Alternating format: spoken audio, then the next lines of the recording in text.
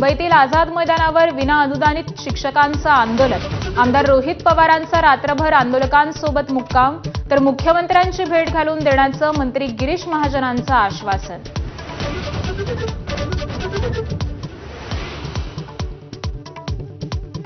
ठाण्यातील मनसे नेते आज राज ठाकरेंची भेट घेणार। मीरा भाईंदरमधील कालचं आंदोलन यशस्वी झाल्यानंतर अविनाश जाधव, अभिजित पानसे पदाधिकाऱ्यांसह राज ठाकरेंना भेटणार।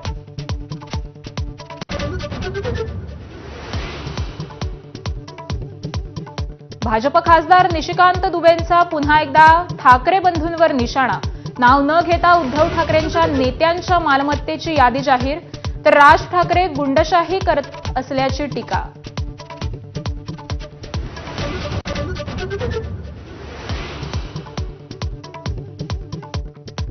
कुणीही परवानगीशिवाय प्रसारमाध्यमं सोशल मीडियावर व्यक्त होऊ नये, मनसैनिकांना राज ठाकरेंचं फरमान। प्रवक्त्यांनाही परवानगी घेऊनच बोलण्याची सक्ती।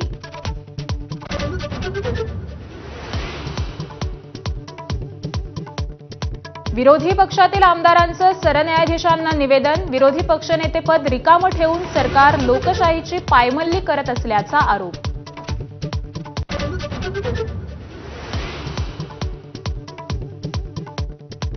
खांद्यावर जू घेऊन कोळपणी करणाऱ्या लातूरच्या शेतकऱ्याची राष्ट्रीय मानवाधिकार आयोगाकडून दखल। जिल्हाधिकाऱ्यांना नोटीस, कृती अहवालाचीही मागणी।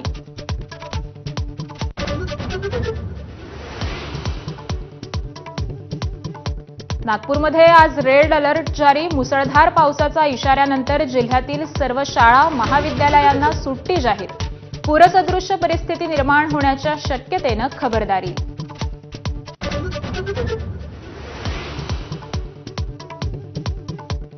वाशीतील एपीएमसी मार्केट नवी मुंबई बाहेर हलवण्याच्या हालचाली। महापालिकेनं एपीएमसी प्रशासनाकडे मागवला अहवाल। रहदारीला होणाऱ्या अडथळ्यामुळे नवी मुंबई महापालिकेचा इशारा।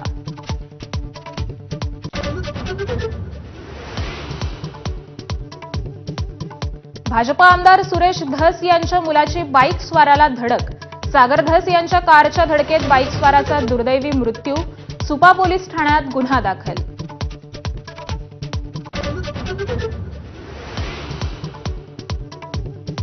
वर्सोवा ते घाटकोपर मेट्रो लवकरच 4 ऐवजी 6 डब्यांची होणार। वाढत्या गर्दीच्या पार्श्वभूमीवर मुंबई मेट्रो वन प्रायव्हेट लिमिटेडचा निर्णय, मुंबईकरांना दिलासा।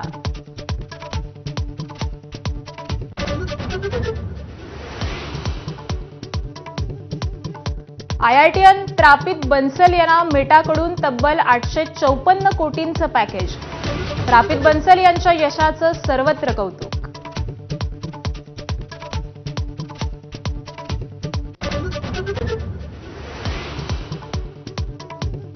नमस्कार महाराष्ट्र।